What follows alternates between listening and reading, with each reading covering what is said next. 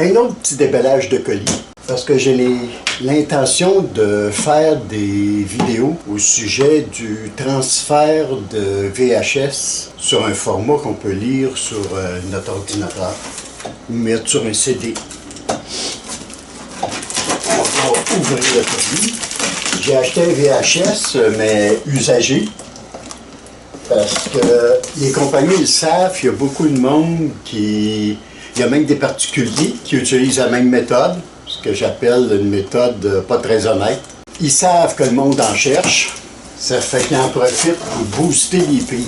Mais là, quand je dis booster les prix, là, c'est plus booster les prix, là, c'est rendu de l'escroquerie. Il y a des VHS qui se vendaient quand ça a presque fini. Ils se vendaient à 300, 400 $. Aujourd'hui, ils sont rendus à 800 et à 1000. Ça vient des États-Unis. Oh, le tas n'est pas si pire que ça. On va jeter le papier à terre aussi.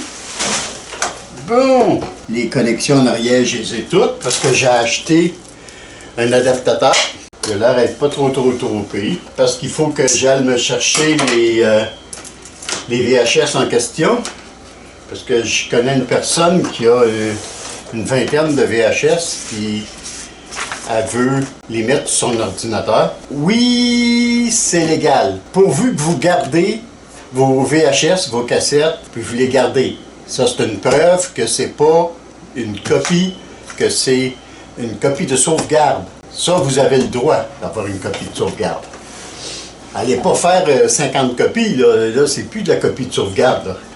Je peux faire une affaire, par exemple, faire le test. Sur mon ordinateur, dans un petit écran que je peux même pas agrandir. Je peux pas l'agrandir du tout. Le son est beau. L'image, naturellement, c'est une copie d'un VHS. Là. Ça dépend de la qualité. 480 par 300, une affaire de même. Ça fait que la qualité est médiocre, mais au moins on peut bien voir et bien entendre ce qu'il y a sur le VHS. Mais je vous déconseille parce qu'on peut juste visualiser quand il s'agit d'enregistrer. Ça ne fonctionne pas du tout. On peut enregistrer des petites séquences, mais une vidéo complète, on peut pas. Pourtant, moi, j'ai un masse de mémoire.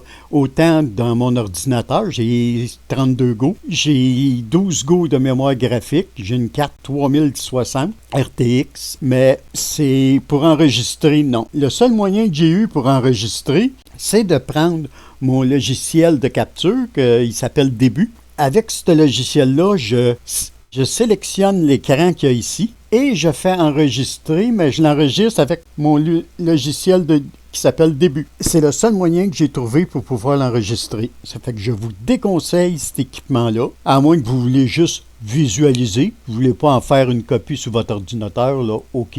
N'oubliez pas, c'est une copie de sauvegarde. Vous n'avez pas le droit de copier, faire des centaines de copies et les distribuer. Non, c'est une copie de sauvegarde. Il faut absolument garder le VHS que vous avez copié. Ça devient une copie de sauvegarde. Si vous vous débarrassez du VHS d'origine, ça n'est plus une copie de sauvegarde, ça devient une copie illégale. J'ai commandé un autre logiciel parce que ça, là, cette affaire-là, là, il faut oublier ça, là, c'est pas bon. J'ai commandé un logiciel avec un autre équipement qui est beaucoup plus performant. Mais celui-là, je l'ai payé 25 $. L'autre, je l'ai payé 111 $.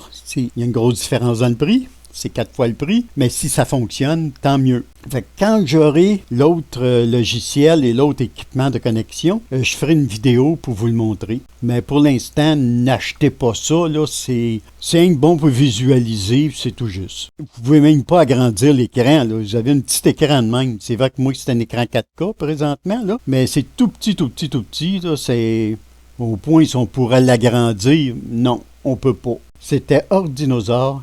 Salut! À la prochaine!